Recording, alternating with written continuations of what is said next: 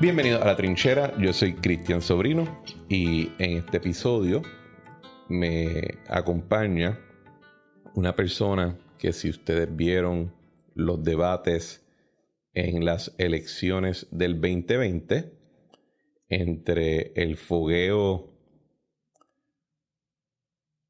medio intenso pero con algo de tensión que tenían Aníbal Acevedo Vilá y Jennifer González, habían, yo creo que 2 otras mujeres en esa plataforma que o se distinguieron o de alguna manera cautivaron algo de atención.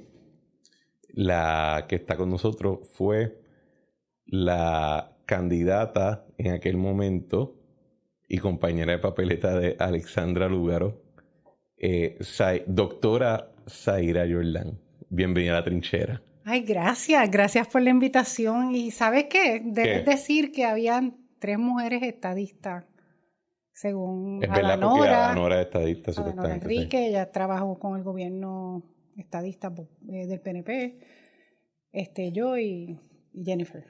Sí, definitivamente Calixto y Aníbal no eran estadistas. Definitivamente. Pero sí, y yo creo que, mira, la razón que yo te pedí que viniera al programa, que yo tengo unas preguntas que te necesito hacer, las quiero hacer en el récord. Siento que otros de mis compañeros en la radio no han hecho las preguntas precisas y de la manera que se tienen que hacer para poder sacar contestaciones fulminantes. So you wanna get me in trouble. Básicamente. pero en términos de relevancia, creo que, ¿verdad? Yo creo que primero tu conversión política, porque no creo que fue totalmente una conversión, es probablemente la más prominente en el mundo de redes sociales y por lo menos de comentaristas de radio y eso. Y segundo, porque en la medida que ya nos estamos acercando al 2024, pues la experiencia de personas como tú que no habían estado antes en la política, pero quizás se meten ahora, es más relevante, especialmente si vemos que Dignidad pues sigue creciendo y aumentando los candidatos que tiene para diferentes puestos, y si en algún momento cojan la alianza esa, Victoria Ciudadana y el PIB, pues posiblemente se incluyan gente nueva, aunque lo dudo, pero creo que tiene mucha relevancia cuál fue tu experiencia en ese tiempo. Así que quiero comenzar con mi primera pregunta, ya te la adelanté. ¿Eras o no eras una espía o una infiltrada o una plant del gobierno federal en Victoria Ciudadana? ¿Sí o no? Sin ningún redondeo. ¿Sí o no? No. ¡Qué mierda! Ya se acabó el podcast. Nos vemos la próxima semana. Pero de cierta manera te tengo que decir que sí. Podrías decirse que era una infiltrada. ¿Cómo así? El gobierno tenía un handler. Su apellido era Smith o Malone. No, mi handler era no puedo decir el nombre. Okay. Hablando claro. Obviamente, si te acepto la verdad, pues tengo que matarte. Así que... Okay. No. No, mira. Sí, la gente de MBC va a decir que soy una infiltrada, como lo han dicho a través de... Cristian Sobrino decía que tú eras una infiltrada. De verdad. Bueno, es que a mí me You made me, like, mira cómo fue de momento. Igual mi proceso mental. De momento, pues Alexandra Lúgaro se tira para la gobernación, creando este movimiento de este partido. Manuel Natal está en San Juan, Néstor Duprey, Mariano Garza. Tienen todas estas personas que tienen algún bagaje. Bernabe, Ana Irma, mucho bagaje. Gente que hemos estado viendo por mucho tiempo. Exacto. Yo no estaba en la política para nada. I was like an unknown and I came out of nowhere. Exacto. Y de momento viene y coge y aparece para acompañar a Alexandra en la papeleta, ¿verdad? Porque esa papeleta tiene 2 caras. Una es del gobernador y la otra es del comisionado residente. Zaira Jordan. Y yo decía, ¿qué carajo es esto? Y cuando yo me pongo a chequear, digo, espera, ella trabaja en asuntos de cybersecurity, por lo que veo a ver aquí. ¿Ha tenido algún tipo de relación con el NSA o con algún tipo de agencia federal? Y dije, esto es un fucking plant. De verdad. Lo cogieron de bobo, le metieron aquí a alguien a supervisarle. No Y yo decía, sé, yo decía a todo el mundo, esto es un plant, guys, esto es un plant. La gente se imaginaría que yo era la pana de Lugaro, entre otras cosas, ¿verdad? Y como tú bien dijiste, quizá que era una infiltrada del NSA o lo que fuera. La realidad es mucho más caótica, por decirlo así. Caótica. Serendipity. Por alguna razón, quizá porque yo estaba involucrada en cuestiones de lo que te estaba hablando antes de empezar a grabar, de violencia doméstica, de tratar de crear soluciones tecnológicas para las sobrevivientes y los sobrevivientes de violencia doméstica. En ese sentido, yo había adquirido cierto renombre de lo que se sabía. No necesariamente asociado con los grupos como la colectiva feminista que me odia. Bienvenida al club. Pero me imagino que cuando hicieron el research inicial, vieron eso. Y pensaron, me imagino yo, que yo era de cierto corte liberal. Asumieron, quizá un poco erróneamente, que yo era corte liberal y que iba a estar de acuerdo con sus principios, lo cual, pues, Alexandra me llama out of nowhere, out of the blue. Pero vamos a echar un poquito para atrás. ¿Tú estabas viviendo en Iowa o estabas en Puerto Rico? No, estaba en Puerto Rico. Pero tú tienes lazo en Iowa. Sí, porque viví muchos años en Iowa. Ve super plant. Eso es súper federal. De cierta manera, yo creo que el hecho de haber estado aislada de la política me inoculó. Y pues también me hizo inmune, pero también no entendida en la materia de lo que estaba sucediendo. Okay. Y no puedo arguir que fui inocente ni nada por el estilo, pero yo cuando Alexandra me hizo el acercamiento para correr con ella, que fue como que un shock brutal, porque imagínate, out of nowhere te dicen, ¿quieres correr para la comisaría? Y ella literalmente te llamó así un día de la nada, tú ves tu celular, un número, tú lo coges y dices, hola, Alexandra Lugaro. Así mismo fue. Así mismo fue. Y pues yo no había estado en Puerto Rico durante el 2016, yo la había oído de Alexandra por los Facebook reportes, y cosas. Por los reportes noticiosos y ese tipo de cosas. Y los reportes de la CIA. I shall remain silent. Okay. No, entonces pues, tú sabes, ese shock, y entonces ella me compartió la agenda urgente y los principios del movimiento, y yo siendo estadista, yo siempre, o sea, una de las razones por las que mi convencimiento estadista es innegable es que yo siento que por el hecho de que Puerto Rico no fue estado, yo tuve que irme de Puerto Rico a Estados Unidos a buscar un futuro con mis hijos. Okay. Y pues miré la agenda urgente, miré lo que ellos estaban supuestamente ofreciendo y me pareció que iba en línea con los principios humanos que yo tengo, y yo dije, pues vamos para adelante. Y en ese sentido fui ingenua porque no conocía. Tú hablas de Néstor Duprey, yo no sabía ni quién era Néstor Duprey, ni quién era Mariana Nogales. Ni Bernabe. No.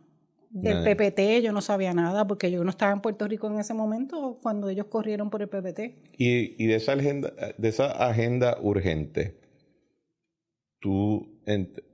fíjate, ahora hoy en día ya no hablan mucho de ella, pero tú sentías que te hablaba, tenía algún tipo te enganchaba de alguna manera. Sí, me parecía que eran principios humanos con los que yo estaba de acuerdo. Acuérdate que yo estaba en un estado predominantemente blanco, trabajando en una universidad en la que es predominantemente blanca, lo que le llaman en Estados Unidos predominantly white institution.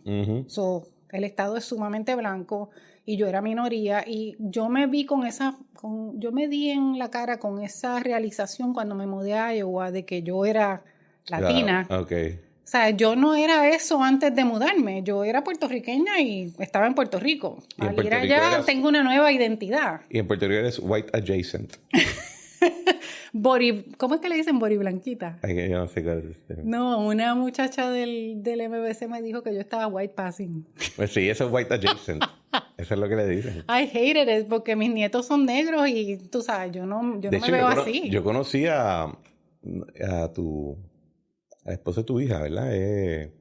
Samuel. Estaba aquí en una actividad, sí. Que, Oh my God, que más lo vamos a boricua meter en se puede- problemas. más boricua no se puede ver.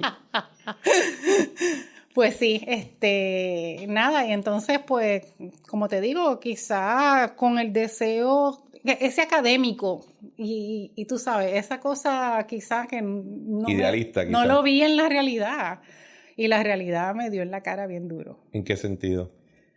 En la resistencia y el sabotaje que tuve que confrontar internamente en el movimiento Victoria Ciudadana. O sea, fue brutal.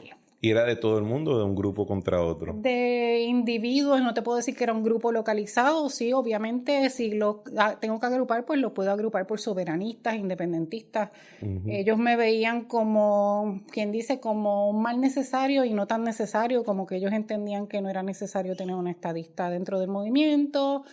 Y nada, al fin y al cabo hubo varios eventos a través del tiempo en los que ellos expresaron su oposición total en contra no solamente de mi candidatura, sino de aceptar la estadidad como una de las opciones aceptadas en el movimiento para la resolución del estatus, lo cual contradecía la agenda urgente. Y uno de los eventos picos en los que yo tuve ese problema y esa confrontación fue básicamente yo tuve que decirle, miren, ustedes le dijeron a los endosantes del movimiento que esto era lo que ustedes iban a hacer. Ustedes iban a honrar la estadidad, la independencia, la libre asociación. Y eso no es lo que están tratando de hacer. Cuando presentaron el documento original de descolonización para el programa de gobierno del MBC, era un documento eminentemente independentista. Y yo les dije, tienen que romperlo y empezar de cero. Fue horrible. Y eso es una sola de los eventos que te puedo contar. Y abogando a favor de que tú eres un plant, la pregunta que uno se haría es, ven acá, ¿tú no hiciste research en las demás gente, en el resto del grupo que estaba componiendo el liderato? O sea, con la gente que tú tienes, me imagino que habían llamada o habían videoconference o algo por el estilo. El reclutamiento mío como aspirante, no como candidata, como aspirante, fue con Alexandra y Manuel. Okay. Yo me senté con ellos, tuvimos entrevistas, conversamos y en verdad yo no recuerdo haber hecho investigación detallada. Quizá lo hice, no recuerdo los detalles. Pero yo me enfoqué en la promesa que ellos estaban tratando de hacer a través de su oferta, ¿verdad? Y en que mi entendimiento de que yo iba a ser, como quien dice, una partner en la papeleta con Lúgaro. Ok. Y en términos de... Después sí. En los comités y en el board en el que tuvieron que aprobar mi aspiración y... ¡Ay, bendito! ¿Y tú nunca descubriste quién fue quien te refirió internamente? No, fue aparentemente un email que llegó y entendieron que... Un email de la nada. Hicieron research, no sé, quizás de la NSA. Eso suena súper NSA, Dios mío. Cada vez más se confirma. Y eso entonces brinca que cuando rompes con el movimiento y te integras más al movimiento estadista tradicional, eres un plan contra nosotros ahora. ¿De verdad tú crees? Full. ¿Cómo? Bueno, no creo, yo sé. ¿Pero en contra de qué? Bueno, el plan no está ahí para desbancar nada, está para recopilar información. ¿Para qué? No sé. Eso me lo dices tú después. No sé, de verdad que no tiene lógica ese. No tiene lógica, yo creo que tiene mucha. Pero el chiste aparte, entonces, ¿cuál fue ese proceso? O sea, porque terminas corriendo, sacaste 150 y pico mil votos, si no me equivoco, ¿verdad? Sí, yo hice las cuentas, hice un análisis así para entender qué había sucedido, porque obviamente la figura de Alexandra va a recabar la mayoría de los votos. Ella es una persona conocida, yo soy una desconocida. Pero en el análisis que yo hice, había más de 40,000 votos que no habían votado por Alexandra. Más de 40,000 personas no votaron por Alexandra y votaron por mí. Así que, en cierto sentido, parece que con lo limitado de la campaña, porque estábamos en la pandemia, o sea, todo lo que yo podía hacer era Facebook Lives y entrevistas, o sea, no pudimos hacer campañas. Yo pienso que con lo poco que recaudé, que fueron menos de $5,000, yo creo que tengo el récord en Puerto Rico de costo por voto y se puede hacer, ¿vieron? Se puede hacer una campaña que no te cueste mucho y que te lleve a algún sitio por lo menos. Por lo menos yo como educadora que soy, pues pienso que contribuí a llevar un mensaje distinto. Creo que había muchos estadistas que no querían votar por Jennifer necesariamente por lo que había pasado en el verano. Los rosellistas. No me digas a mí que los rosellistas votaron por mí. Yo creo que cogiste rosellistas. Creo que cogiste no rosellistas también, pero que simplemente no querían votar por... Hubo, por ejemplo, Juan Dalmau sube a doble dígito por estadistas enfogonados. Sí. ¿Verdad? O sea, Guaynabo le dio el doble dígito a Juan Dalmau. Y muchos de ellos no eran rosellistas para nada. Y esa es la gente que tiene que entender que no pueden volver a hacer eso. Pero 2024. Pero creo que simplemente en el 2020 había mucha animosidad, mucha molestia, mucha frustración. Le suma...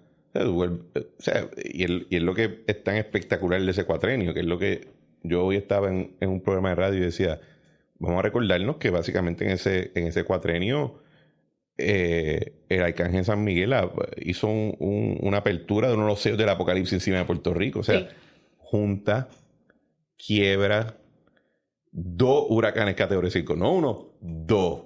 Terremoto, pandemia. Terremoto, verano del 19, pandemia, Wanda Vázquez. O sea, eran muchas cosas. Yo honestamente pensaba, a mí me preocupaba el plebiscito, y con todo y que yo también hablé en contra del plebiscito, pero una de las razones que yo me preocupaba que fuéramos a perder ese plebiscito los estadistas. Por querer como que vengarse. ¿Entiendes? Y pasó todo lo contrario. Gracias a Dios. La estadía se vengó. Esperemos que eso siga subiendo. Y pues pasa yo creo que de ahí tú sacaste muchos votos. Pienso que... Y no he hecho nunca un análisis así detallado y nada. Y no creo que no lo podría hacer tampoco. Yo lo más que podría hacer es especular. Pero se vio también algún tipo de... Y con Adanora en línea creo que se vio también algún tipo de deseo de que necesitamos alguna figura diferente en una posición de liderato. Creo que por eso es que Alexandra y Juan Dalmau sacaron tantos votos también, ellos dos juntos. Se acaba la elección. ¿Qué ocurrió que tú no te quedaste dentro de esa órbita y diste un tachón radical de ahí? Yo renuncié al movimiento como 3 o 4 veces, no me acuerdo, durante ese año que fue la campaña, por diferentes eventos. Uno de ellos el de la descolonización, en la que no se me reconoció el punto de que la estadidad tenía que ser honrada al mismo nivel que las otras alternativas, y otros escándalos que hubo internos, y yo pues puse mi renuncia y reconsideré, y ¿sabes qué? Te lo tengo que decir así, tal cual. Una de las razones por las que me quedé como quote-unquote infiltrada, porque yo quería saber qué iba a pasar y qué estaba pasando internamente, porque me parecía que lo que estaba viendo es un engaño, era el engaño de tratar de empujar el mensaje de que las 3 alternativas eran aceptadas por este nuevo movimiento, y la realidad era que no, que la estadidad no iba a ser jamás aceptada por la gran mayoría de las personas que integran ese movimiento, que son todavía posibles candidatos en el 2024. ¿Y tú no crees que la mayoría de su electorado sí probablemente lo favorece? Que la estadidad, no, sí. Para nada. No. Yo pienso que las personas que digan que son estadistas en el movimiento Victoria Ciudadana todavía es porque la estadidad no es prioridad para ellos y es negociable. Para mí no es negociable. Ok, y por ejemplo, Bernardo, que yo creo que para él no es negociable. Yo creo que él de verdad es... José Bernardo, hoy lo escribí en Twitter. José Bernardo me apoyó en mi lucha en contra de los comités que querían sacar un programa de descolonización que era estaba parcializado en contra de la estadidad. Me apoyó tanto él como Rafaela. Yo no sé si tú te acuerdas de que Rafaela era una candidata para el precinto 4. Es estadista. Y yo no sé, me imagino, yo entiendo que José Bernardo por poco, o sea, él salió de candidato después de que Néstor se fue. Exacto. A mí me llamaron y yo ayudé a mover la candidatura de José Bernardo porque le iban a hacer una trastada y no iba a salir. Él salió como candidato por 40 y pico de votos en una elección especial después de que Néstor Duprey salió. Okay. José Bernardo me apoyó en esa batalla por que lograr el reconocimiento interno de la estadidad como opción descolonizadora, porque la gran mayoría de ellos dicen, incluyendo mucha gente que está asociada con el PIB, el MUS y todo ese tipo de cosas, y mucha gente del liderazgo, ellos dicen que la estadidad es la asimilación completa y que nosotros tenemos como problemas mentales, que somos subnormales y no entendemos que la estadidad es vendernos. Okay. El punto es que, pues, José Bernardo, yo entiendo que sí, que a mí me vendió la idea de que es estadista, yo entiendo que es estadista y eso es una de las razones por las que lo reclutaron. De hecho, yo fui como que un selling point para atraerlo a él. Quizá él era el hueso que ellos estaban buscando agarrar porque es el hijo de un alcalde PNP, ¿verdad? Sí. Cuando yo entré, vas a tener que editar eso. Cuando yo entré después de que yo entré fue que José Bernardo entró. Y yo pienso que sí, que él es estadista, pero es posible que las presiones internas, él salió electo, él tiene que lidiar con esa realidad. No sé si te fijas que no lo veo muy activo, él está trabajando por su lado. Él está enfocado en lo de él, yo creo, y en los proyectos que él tiene. No dudo que eventualmente tenga que salir, porque es que si la alianza esa se da, ¿cómo él va a justificar estar en una alianza que es eminentemente independentista? Y si te interesaba, obviamente te interesaba la idea de estar en política, ¿verdad? ¿O te atrajo? Me interesaba. Yo participé en unos adiestramientos de Proyecto 85, que es una organización. Mi amiga Emma lo corría. Para aumentar la participación de las mujeres en la política. ¿Qué pasa? Porque el PNP no era opción. El PNP tiene una imagen, un branding que está bien, bien erosionado. Uh-huh. A mí me frustra el hecho de que yo he vivido 50 y pico de años esperando por la estadidad y no veo adelanto. Entonces estoy frustrada. Igual que yo lo que percibo en la calle es comparto. Muchos estadistas comparten esa frustración. No hay productos claros que nos digan que hay un progreso en el avance en el proyecto estadidad, lo que yo llamo el proyecto estadidad. O sea, no hay incorporación, no hay voto presidencial, no hay de dónde agarrarnos. Pero y si que te voy a hacer tu contraargumento ahí. Primero, yo creo que tú dijiste 50 años, ¿verdad? Sí. De esos 50 años, posiblemente, los primeros 30 tuyos, de tus 50 años de espera, la lucha no era allá, era convencer acá. Sí. ¿Verdad? El primer plebiscito / elección de que yo tengo memoria fue el referéndum de lo mejor de los dos mundos. ¿Cuál fue ese? Ese fue el de los 90. Pero, ¿ese fue el de la quinta columna? No, ese vino después. Ok. Entonces, ahí... Tú te acuerdas de más que yo. Bueno, y lo tengo que estudiar. En ese plebiscito, todavía el mejor de los dos mundos, entre comillas, vendía. Era taquillero, ¿verdad? Después es que viene el de la quinta columna. Ese es el más rabia que me da y por eso es que yo tengo una cosa personal con Aníbal, porque eso fue como insultante al intelecto. O sea, él engañó a la gente. Pero terminó sacando más votos. O sea, lo que voy es lo siguiente, que los primeros 30 años de esa lucha de 50 que tú dices, era local. Tenías que convencer gente que estaban dispuestos primero a votar ninguna de las anteriores. As stupid as that sounds, ¿verdad? a que, no, papá, tienen que escoger entre sí o no. No sé, no me lo vende porque yo creo que el día que a los puertorriqueños le digan ¿quieres estadidad o quieres independencia? El voto por la estadidad va a ser, diría yo, 75% como poco. Ok, hoy, pero no necesariamente era así hace 50 años sí. ni hace 20. Yo creo que Es que el brinco los populares hay un montón de estadistas. Sí, pero el brinco grande, yo creo que el brinco grande que no materializó el asunto en la mente del elector fue la quiebra y todos los eventos que pasaron después cuando el Arcángel San Miguel abrió el libro del Apocalipsis por 5 segundos frente al yunque. Tú eres joven, pero yo creo que la estadidad era mayoría hace mucho más tiempo.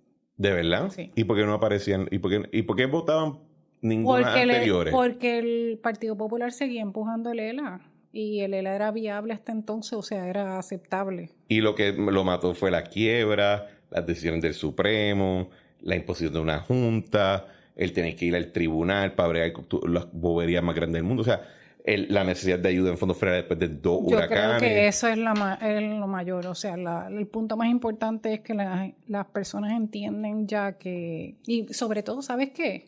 Quizás la estadidad le ayudó a María porque hubo mucho de la ayuda federal que tiene que reconocerse que sin el gobierno federal hubiéramos estado en mucha peor posición. No, quizás de seguro le ayudó. O sea, no, estoy 100% seguro que ayudó.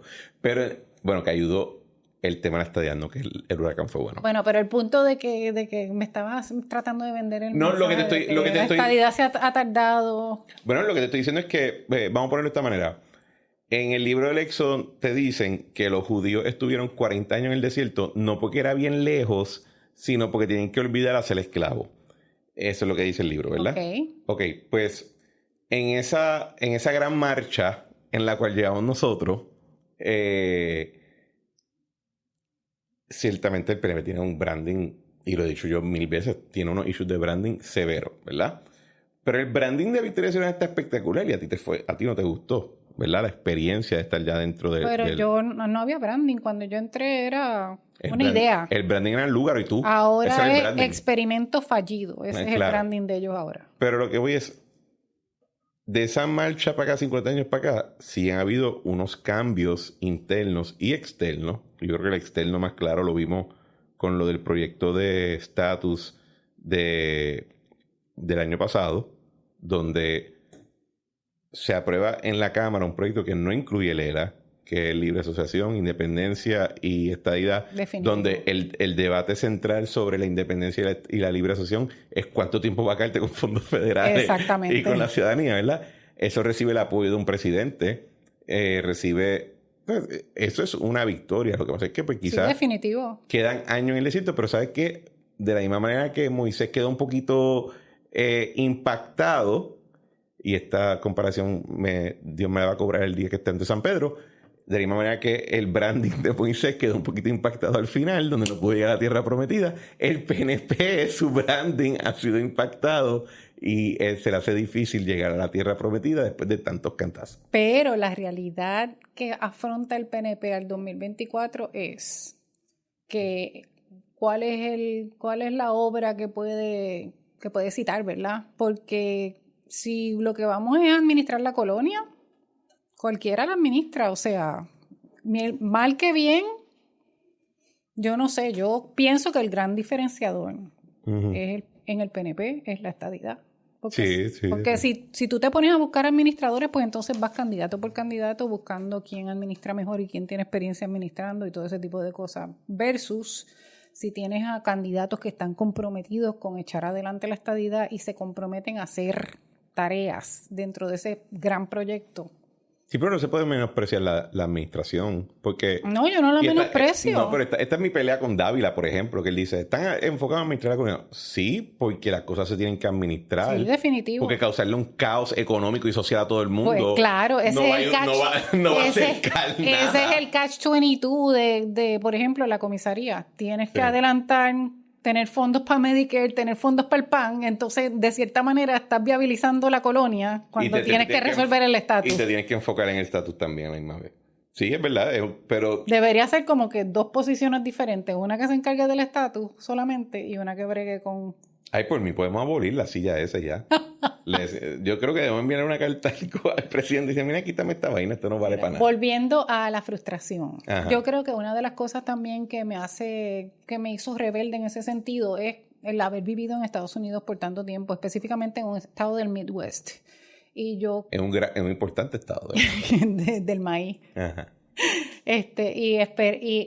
Habiendo entendido, habiendo vivido entre personas de, pues, americanos de los estados, ¿verdad?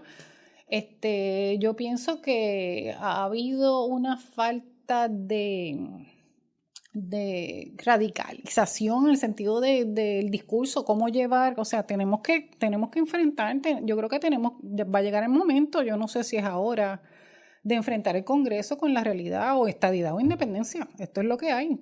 ¿Qué vamos a hacer? Yo creo que hay que hacerlo. Yo sé que ponerlo de esa manera puede, o sea, es un gran riesgo porque ¿quién va a estar dispuesto a arriesgar los fondos que nuestros viejitos, de los que nuestros viejitos dependen y todo ese tipo de cosas? Pero yo creo que después de 100 y pico de años, si no tenemos una visión clara de nuestro futuro, si no tenemos control de nuestro destino, no, siempre vamos a seguir como quedando palos a ciegas, y eso es lo que es la colonia. ¿Tú no crees que el proyecto del año pasado era algo en esa dirección? No definitivo, pero entonces, ¿qué vamos a hacer con ese proyecto? Ya lo vamos a volver a erradicar. Los republicanos nos están bloqueando en la Cámara. Pero... Tenemos que comprarlos. Exacto. ¿Y dónde Sí. está el dinero para comprarlo? Esa es una muy buena pregunta, es un reto, pero yo digo que los compremos. Definitivo. Yo estoy de acuerdo. Con donativos puercos y asquerosos, no, pero sí. No así. Yo pienso que en Alaska el movimiento requirió dinero, requirió inversión de dinero. Mucho. Y aquí el petróleo ayudó. Aquí el problema es que los colonialistas se benefician de la colonia y no van a querer dar chavos para echar para adelante la estadidad. ¿A dónde buscamos? Yo creo que es cuestión de posicionar el mensaje de una manera estratégica. Yo creo que Puerto Rico tiene un valor estratégico que un poco abandonamos cuando sacaron, porque yo no estuve de acuerdo con eso para nada. Sacaron a la Marina de Vieques y tú has visto, yo no sé si tú percibes que la defensa americana ha ido abandonando a Puerto Rico poco a poco. Después de eso, y yo era los que marchaba para sacarla. Oh my God. Hasta los 27 años yo era bastante pelú. Sí, después de ese momento, el énfasis estratégico militar se devaluó, el énfasis estratégico manufacturero se devaluó y nos quedamos con las playas y con muchos fondos federales. Y en esa medida creo que ha habido una pregunta de pues, ¿qué hacemos ahora? Y en la medida que el status quo para ellos sea conveniente, o sea aceptable, o sea simplemente un tema que se puede despachar a la ligera, pues sí. A mí es importante que reposicionar estratégicamente nuestra lucha con los republicanos, porque yo creo que nos podemos reposicionar como un baluarte estratégico, no solamente en términos de geoposicionamiento, sino también por el talento que estamos educando en ciberseguridad. Okay. Esa es la nueva frontera de defensa. Y lo otro es el mensaje equivocado, a mi juicio, de que Puerto Rico sería un estado demócrata. Eso hay que combatirlo, y tú puedes creer que quizá no sea esa la creencia, pero... No, yo sé que lo es. ¿Tú eres de corte republicano o demócrata? Porque yo creo que nadie en Puerto Rico es exactamente todo, pero ¿de cuál lado tú te vas en la balanza? Mira, yo me he sentado con gente del Partido Republicano y me han dicho, you're socially liberal and fiscally conservative. Y yo no sé, a mí no sé. Son neoliberales. Yo pienso que quizá me inclino un poco más hacia el Partido Republicano, para serte honesta. Pero hay cosas del... ¿Y cómo te viste en Victoria Ciudadana? O sea, de nuevo, ¿cómo es que esto no voló frente a ti? Tenías marxistas confesos. Habían elementos de socialismo con los que yo no comulgaba, pero pues había cosas bonitas que yo entendía que, como por ejemplo la equidad. Para mí es importante la equidad de género. Y desde una perspectiva cristiana y de amor, yo pienso que hay mucho discurso de odio con el que yo no puedo estar de acuerdo. Y en ese sentido, ese mensaje era bueno y era importante para mí. La cuestión del socialismo y el trabajador y el obrero y las uniones, pues, I don't really care for that. Pero pues era como que un give and take. En todo, ¿verdad? Tú negocias las cosas que no te gustan y las que te gustan. Y haces un balance. ¿Y cuándo fue por fin que hiciste la ruptura final? Fue después de las elecciones, casi inmediatamente. ¿Y cómo fueron esos meses después? Bien como que de liberación. Gente te empezó a llamar, o sea, no, para nada. Ellos, creo que tuve 2 o 3 mensajes de 2 o 3 de las personas en el movimiento, pero no, para nada, no les interesó. Ellos querían salir de mí y yo quería salir de ellos desde hace tiempo. Yo hice un compromiso hasta las elecciones, más que nada porque yo tenía unos seguidores con los que yo me sentía comprometida y no los quise dejar. Y por la otra parte quería saber what's going on inside there. ¿Y del PNP no te empezaron a llamar después? Tuve varias llamadas, no como que me empezaron a llamar, pero sí tuve varias llamadas. ¿Y cómo Vamos a dejarlo ahí. ¿Cómo fue la dinámica? Nada, empezamos a conversar. ¿De qué? De cuál era mi visión hacia el futuro, I guess. ¿Y cuál es tu visión hacia el futuro? O sea, ¿tú piensas volver a correr? ¿Te interesa todavía? No lo he descartado completamente. Estoy en 3 y 2, como quien dice. No sé, como que la mosquita de la política me picó y ya como que no me quiere dejar sola. No te puedes salir, esa es la tecata. una vez tú coges de ahí, no hay break. Oh my God, that's terrible. Sí, es la ¡Qué verdad. horrible! Y eso que no ganaste, si ganara, bendito sea Dios. Ay, Dios mío, no. Nunca se pueden salir, es una cuestión, pasan 10 años y quieren volver a aparecer. Dios mío, qué horrible. No, yo quiero hacer un análisis de dónde mejor puedo aportar a Puerto Rico, porque mi interés, aparte de la estadidad, es en la educación. Okay. Obviamente, como educadora, yo lo veo en mis estudiantes, o sea, no tienen las oportunidades que yo quisiera que ellos tuvieran en Puerto Rico y no veo por qué no. En ese aspecto como educadora, a veces, tú y yo compartimos a veces en el panel de Dávila Colón y tú das clases en la poli. Sí. ¿De qué? De ciberseguridad. Ok, ¿cómo así? Ethical hacking. Ethical hacking. ¿Ves lo que te digo? Tienes que explicarte estas cuestiones porque ya yo estoy escuchando cosas que son medio Edgar Computer Hoover. forensics, network security. Pero, ¿por qué tú dices que eso es un mundo en el que tenemos valor estratégico? Pues tenemos un montón de graduandos, no solo en la poli, hay varios programas a través de Puerto Rico y tenemos mucho talento interesado y con las destrezas y el conocimiento para atender las necesidades de seguridad nacional. Ahora mismo hay una gran demanda de profesionales en ciberseguridad que se estima que pues hay que tomar medidas para surtirla. Yo estoy trabajando ahora mismo con un programa de educación para interesar a los muchachos en high school a seguir un path, una carrera de ciberseguridad. ¿Y con ese programa? ¿Eso es con las escuelas públicas, privadas? Eso es con escuelas públicas y privadas. Es un programa gratis, currículo y recursos gratis de ciberseguridad. ¿Y lo estás diseñando tú o estás con otro grupo? No, es un programa de una organización federal. Obvio. That shall remain nameless.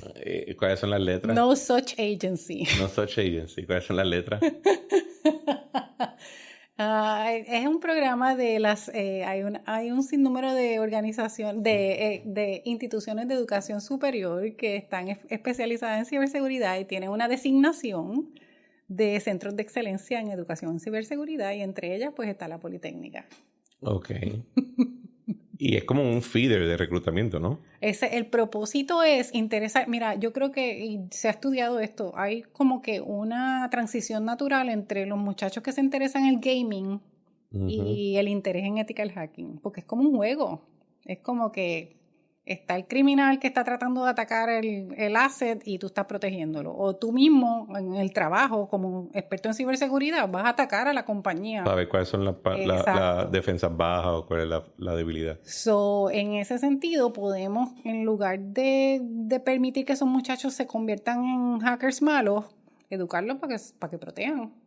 protejan las organizaciones, nuestra seguridad nacional y todo ese tipo de cosas.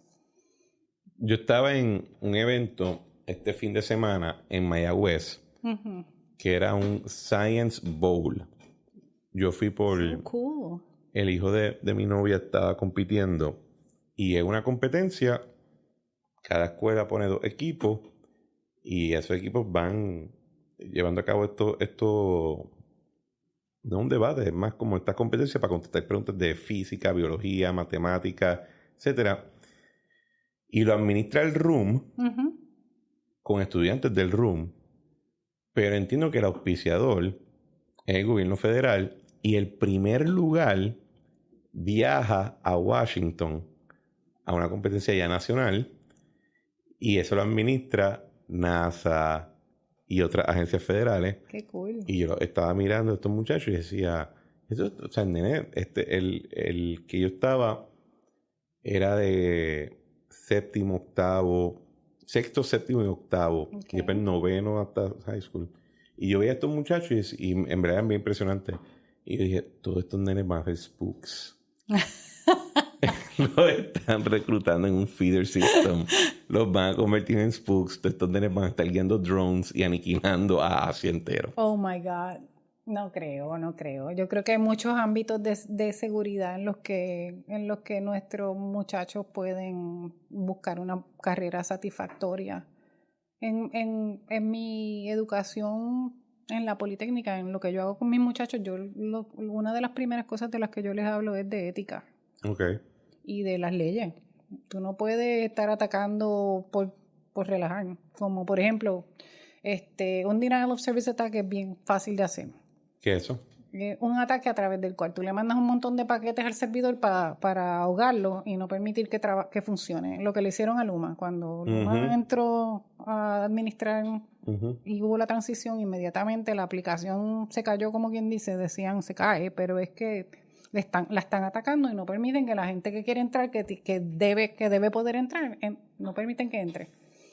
Eso es bien fácil hacer, pero yo les explico, tú sabes, sobre todo a mis muchachos en la poli, y yo creo que los ingenieros de Puerto Rico, los ingenieros que estamos educando en Puerto Rico, tienen un deber especial porque son bilingües, tienen una responsabilidad en el sentido de que pues tienen que representar y tienen que entender que son latinos, que hay otra gente como ellos, que muchas veces en la tecnología no se piensa en las personas que no tienen recursos, y yo quiero sembrar en ellos esa conciencia de... En inteligencia artificial tú estás viendo que hay un montón de bias, ellos van a tener que resolver esos problemas y eso es lo que yo les digo. ¿Tú crees que Puerto Rico, te voy a hacer la intro de la pregunta, quizás es mi percepción, pero yo me he dado cuenta que cada vez más y más yo veo ataques cibernéticos a nuestra infraestructura general digital que yo percibo que es más de lo que yo antes podía ver. Por ejemplo, cuando yo estoy en el gobierno, a nosotros nos trataron de hacer varios esquemas de phishing. En mi agencia no funcionaron por los controles que teníamos, pero por ejemplo a Pripco le pudieron entrar. Pero yo escuchaba mucho de ese tipo de cuestión de phishing. Hoy en día, yo escucho, de momento, a Jay Fonseca le freaking hackean el app y empiezan a enviar pornografía. Oh my God, a Banco Popular le tumban su red. Autoexpreso, el acueducto hoy. Acueducto. Hace unos días, pero... Bueno, acueducto fue antes que no habían publicado. El Senado. El Senado, lo estoy viendo mucho. Pues, ¿sabes qué? Te voy a decir algo. Yo me reuní hace poco con representantes de una compañía reconocida en ciberseguridad internacional y me dijeron que en las estadísticas, el informe más reciente de ellos, que es trimestral, el informe más reciente indicó que en Puerto Rico del 2021 al 2022 se habían más que duplicado los ataques, y yo le pregunté, ¿y cuáles son las razones cuando sucede ese tipo de tendencia? De brinco, sí. La inestabilidad política es una de ellas. ¿De verdad? Sí.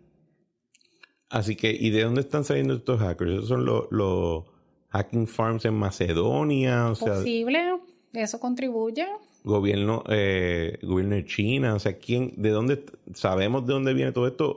De verdad hay así que de verdad hay un aumento en este tipo de esfuerzo, Sí. o sea, no es simplemente una cuestión no es de percepción. no, es real.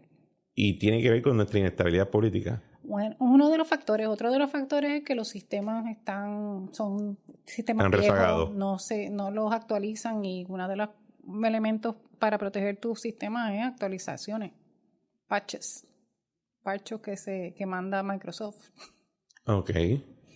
¿Y tú entiendes que tenemos la capacidad ahora mismo de poder defender o tenemos que poner las pilas y graduar más de tu muchacho? Yo creo que hay que ponerse las pilas y tomarlo en serio. Y lo que pasa es que la ciberseguridad era como que the last thing you think of, porque cuando pase algo, pues entonces no. Hoy en día it's not when, it's if. I mean, it's not if, it's when.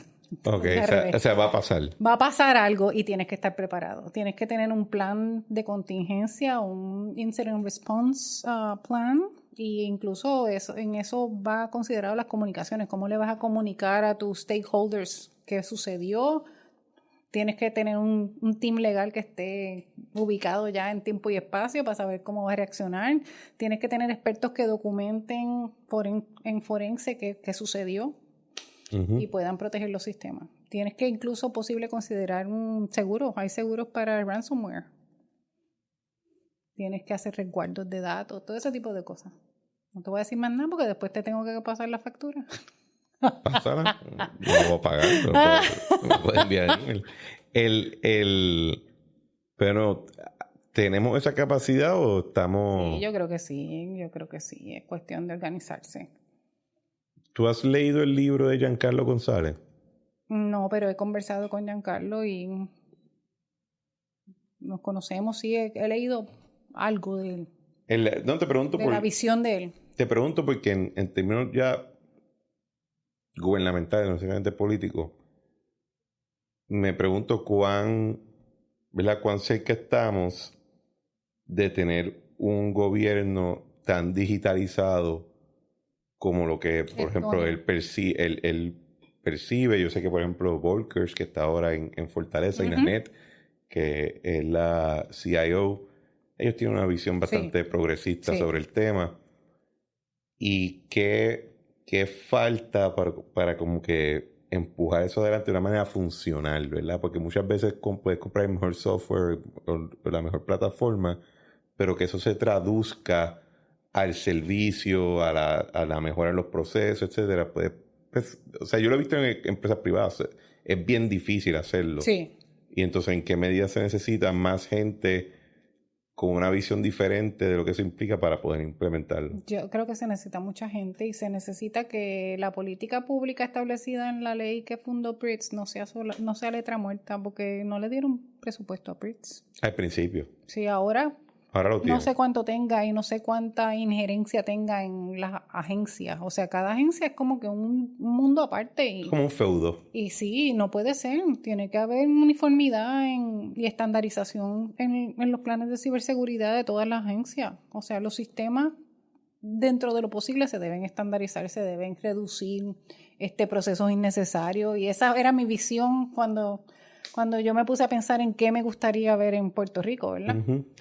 Pero pues hay que tener el deseo y los recursos para poder implementar ese tipo de visión. Y tú, cuando estamos hablando, tú habías trabajado en una aplicación que tenía que ver con asuntos policíacos y de índole de violencia doméstica y cómo tú puedes integrar los dos sistemas. ¿Tú encontraste un interlocutor en la policía o en el gobierno que te pudiera ayudar a eso? ¿O eso es parte del problema? Que no hay nadie que pueda... Una parte del problema es no conocimiento, otra parte del problema es que revierten a lo tradicional. Por ejemplo, en el caso mío, el reto era challenge el brazalete electrónico o posicionar mi solución como un adendum al brazalete electrónico, por decirle así, porque la aplicación en la que yo estaba trabajando era como el cumplimiento de una orden de protección automático y que la víctima o la sobreviviente, debería decir, o el sobreviviente reciba instrucciones y avisos y el 911 se avise automáticamente en lugar de tener un intermediario, que es lo que tienen ahora mismo con el brazalete electrónico. Pero ya tenían sus sistemas establecidos en corrección y ellos dijeron que pues eso es lo que hay. Yo me reuní con la procuradora, con corrección, con todos los stakeholders y a todos les pareció, conversé con la policía, a todos les pareció buena idea, pero no, como que nadie toma la iniciativa de, pues vamos a hacer un piloto. Yo he escrito propuestas junto con la procuradora, o sea, la oficina de la procuradora, tribunales me ha apoyado en la escritura de propuestas, pero el tomar la decisión de hacer un piloto siempre se queda colgando. Eso me vuela la cabeza. Especialmente cuando te das órdenes ejecutivas de declaración de emergencia. Exactamente. Y yo solicité para entrar en comité paro y no oí nada al respecto, porque yo pienso que no hay una perspectiva tecnológica de cómo resolver el asunto. Yo creo que eso es otra de las vertientes que hay que considerar. Lo que pasa es que el ecosistema de las feminazis, porque es que lo tengo que decir así, eso lo dije yo. no admite mujeres estadistas. Ellas piensan que el feminismo y el defender a las víctimas de violencia doméstica es el trabajo de las independentistas y ellas son las únicas que entienden ese asunto. ¿De verdad tú piensas eso? Sí. Son bien elitistas. Yo lo he visto porque yo fui a una demostración y traté de acercarme a ellas y las mismas de la colectiva feminista dijeron, la candidata token que tienen en el MBBC, mucho antes de que yo me diera cuenta que era token, lo cual resultó cierto, ¿verdad? Pero expresan repulsión ante cualquier mujer estadista que quiera propulsar una agenda feminista. No lo ven posible. Ellas son dueñas del feminismo. Eso está fuerte. ¿Sí? Es que no me imaginaba que... O sea, yo puedo entender quizás que piensan que alguien tiene cierta... ¿Verdad? Sí, yo puedo imaginarme que ellas tengan algún tipo de cautela, si alguien es del PNP o si es del movimiento más de derecho, algo, pero me sorprende que tú que estabas en ese momento en Victoria o asociado con ellos, pues tuviesen ese tipo de actitud contigo por eso. Me odian todavía. Voy a tocarme mi propio claro, violín. Exacto. El violín famoso de los dos pelotaduras. Ay, Dios. Pues Zaira, esto está bueno. Sí, súper. Me lo he gozado. ¿Tiene un podcast? Sí, tengo un podcast, La Hora con la Doctora. Ok. ¿Y está corriendo? Está disponible. Estamos en receso, por decirlo de alguna manera, pero lo voy a retomar prontamente. Excelente. Me estás inspirando con esto aquí. Este estudio está brutal. Es un palo, ¿verdad? Bueno, Zaira Jordan, mil gracias por venir. 1,000,000 de gracias a ti por la invitación. Seguro que sí. Y a todos los que nos están escuchando, esto ha sido otro episodio de La Trinchera. Como siempre, le damos las gracias por sintonizar y por escuchar y le pedimos que lo compartan con sus amistades, con sus compañeros de trabajo, con sus familiares, hasta con la gente que les caiga mal.